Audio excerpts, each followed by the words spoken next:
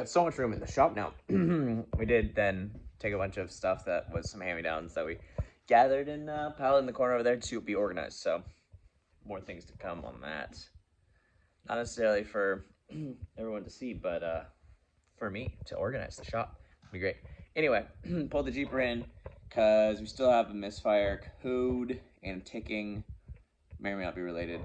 And so I want to see what that is. I think at this point it's either because I replaced the coils, plugs, and that's it. So I think it's either could be something wrong on the inside, cylinder issues, lifter, rockers, some of that more internal stuff. Could also be injector ticking, misfiring. Well, the misfiring could be the injector. So I think the two options I have left is injector or low compression. So I'm going to check compression on this. Looks so tough and dirty from all that wood's driving. So I figure I'll check the compression on that, rule that out before I start throwing injectors at it. But at 225,000 miles, probably hasn't had injectors done. So probably wouldn't hurt to just do new ones anyway. But I figure it would be good to know before just throwing stuff at it. So I'm going to do that. And if I have time while I'm doing compression testing, I also need to compression test the Maverick because I want to see if that has low compression on that one cylinder that's burning plugs, going way back to whenever that was that I was working on that last.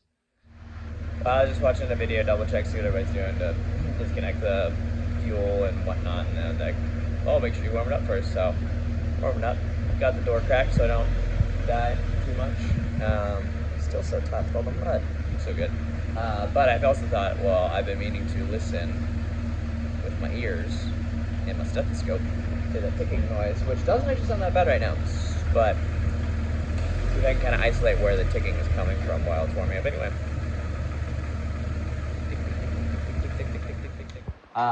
Well, the stethoscoping, listening, very inconclusive. The whole thing ticks and rattles, which I think is kind of normal because it's a push rod, so there's the push rods going up and down, rocking the rockers, the lifters. There's things moving in there that clattery noise, and so it's kind of hard to tell which is the louder clatter, because there's kind of like a tick like engine clatter, but then there's like a louder clatter that's a little more less regular. Top and bottom, I could hear it all from the oil pan and from the top. I don't know. It kind of sounded like it was in the louder in the back from up on this side by the coils in the front, but then underneath it kind of sounded like it was louder in the front and in the back. But maybe that's because that's where the timing chain is. I don't know. But it's up to temp now, so I'm gonna pull the coil and the fuel pump relay, pull the spark plugs, fuel pump relay, and test it. Boom. Easy.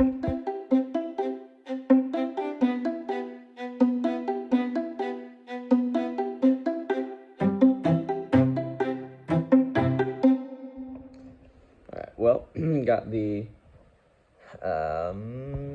thinking about it here with the sparkulator coil rail thingy off. It's weirdly cramped under there because it goes under these hoses and these things, and so you can pull it out and kind of get it down and kind of push it out of the way, but it's not very easy to. I don't know. It is what it is. It's weirdly cramped in there. The nice thing, it's also weirdly hot down here. The nice thing about that is that it keeps my hands warm because it's like 30 degrees or 40 or colder than it was last week. Anyway, pulled all the spark plugs. They all look pretty fine. They were kind of hot though. Yeah, they still are kind of hot, weirdly enough. I don't know why. Maybe because they were sparking and causing fire. But none of them look too crazy. I mean, they're new, but you know, like the Maverick one corroded that one spark plug, or carboned up that one spark plug in an hour, 2 hours of driving, and this has been driving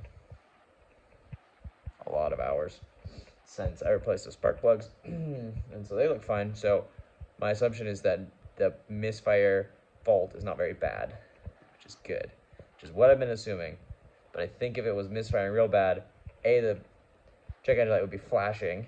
If was a bad misfire, and B, it would run worse than it is. And the spark plugs would probably be screwed up, but they're not. So, it's exciting. All kinds of contractions. Alright, anyway, so gonna find the right tip for this, screw it in, crank it over on each cylinder, see what we got.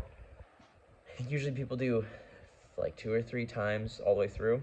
I think you do like 3 cranks per cylinder, and see what we get. Yeah, the interwebs also said to open your throttle all the way, so clamp some vice grips on there, lock it open. This would be easier with the helper because I need to watch this gauge and see when it gets up to compression things, but this hood has such a little gap under there, I don't know that I'm gonna be able to see it from the inside.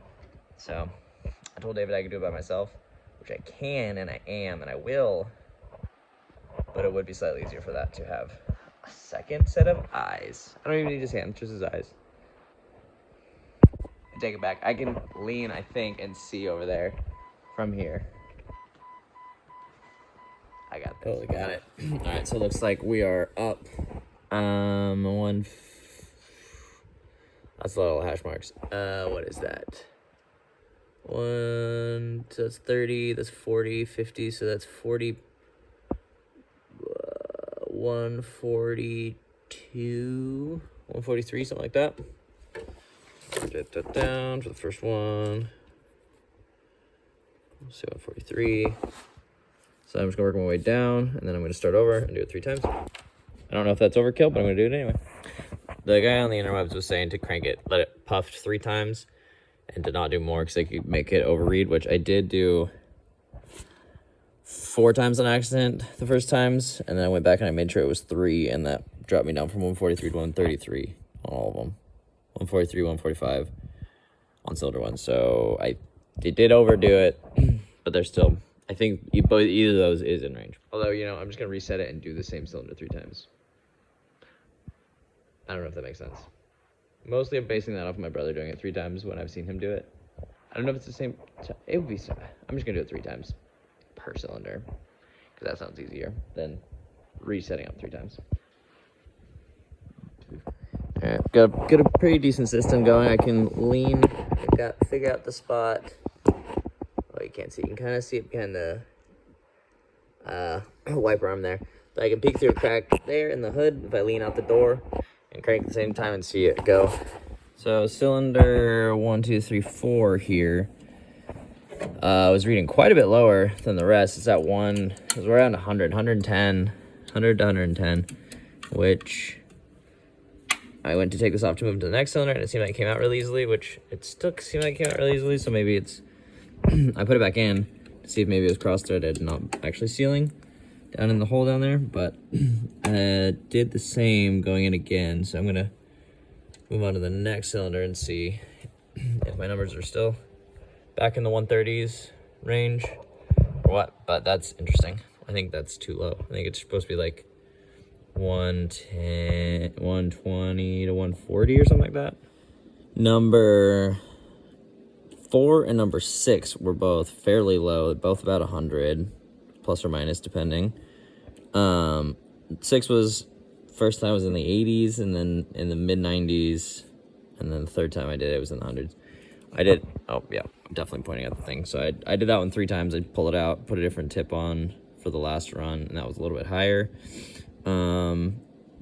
But one thing too is that they're supposed to be relatively close. So if they're within 30 psi is what they were saying. So 100 to 133 is right at the borderline of the range. So it could also be that the gauge is reading low, or I was supposed to crank it 4 times, I guess, because most of them are going up higher. So like these were 145 on the first cylinder with 4 cranks, 135 with 3 cranks. So maybe the something's off with the number of crankings, but the interwebs peoples were saying if they're low, then put a tablespoon of oil in the cylinder, and if that makes it go up a lot, then it means your rings are probably bad. And if it doesn't, that means probably your valves or head gasket or something. So I guess I'll try that on number 6 and see what that does, if that gives me more compression. Oh, would you look at that? That's probably less than a tablespoon, but that jumped it up to 110, which is a lot closer to the rest of them.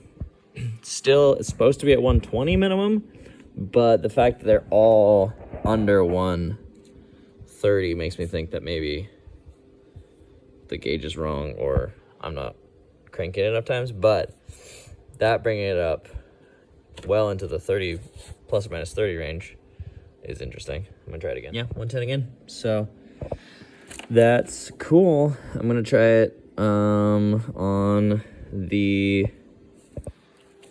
number 4 cylinder as well.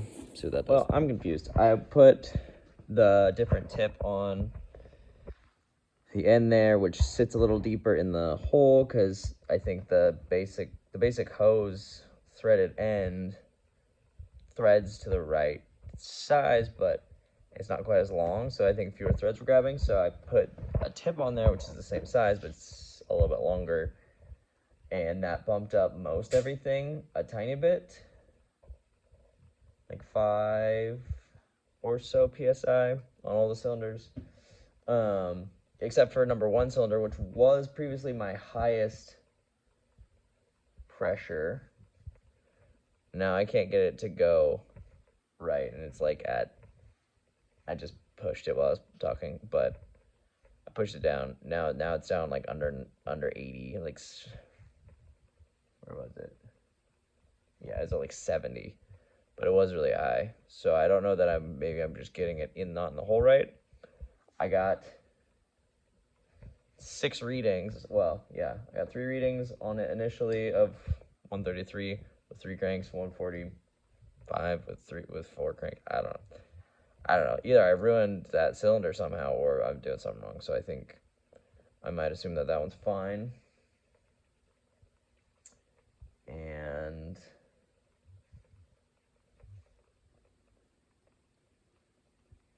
yeah, I went back to number 4 again too, and that's up at 115. You can definitely see 115, 120, up from 100. So that one came up quite a bit too, which that's in range for the other ones if all of them are just reading low. So I don't know. I don't know what the takeaway from this is. It's just tired. The engine's a little tired, but they're all close-ish. Yeah, because number 6 went up with oil. So that means the rings are tired. So, I mean, it probably would be worth getting that master rebuild kit for $600 or whatever it is, and just doing a whole refresh. I'd be so happy. Or I could do a stroke. I could stroke it, give it more power. Although that might require a machine shop. That sounds more expensive and more time, and hard to find a machine shop that's worth anything. That doesn't keep your engine for 3 months when they told you it'd be a month. That's never happened before to me. That has. It was really annoying. Anywho, yeah, not the most productive, but good stuff that I've been meaning to do. And I think I'm going to put it back together and go to bed, because it's kind of late. The guy in the video that I was watching, and I confirmed with some other folks, claimed that these are torque spec to 25 to 30 foot-pounds for the spark plugs. Just terrifying. It's so tight. I don't know that I've been so stressed about tightening things recently. Ever since I broke that other bolt. And you're not supposed to over-torque spark plugs. And I feel like I'm over-torquing them. I'm scared. This is my 3rd one, and they didn't break. So we'll see when I need to take them back out if I can. Got it all back together. Started. Didn't ruin it too bad. Didn't break any spark plugs. Still ticking.